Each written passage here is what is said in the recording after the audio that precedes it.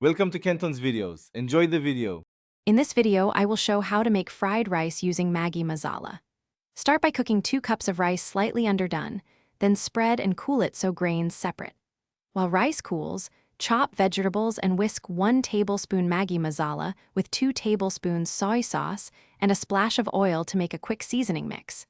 Use day-old rice if you have it for the best, non-soggy result. Heat your wok until it smokes lightly so oil heats fast and food sears instead of steams.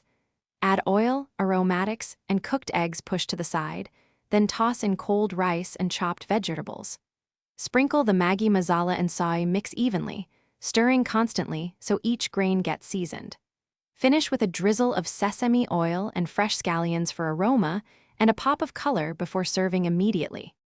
Taste as you go and remember Maggi Masala is potent, so start modestly and add more if needed. Brighten the dish with a small splash of vinegar or lime juice to counter oiliness and bring out savory notes.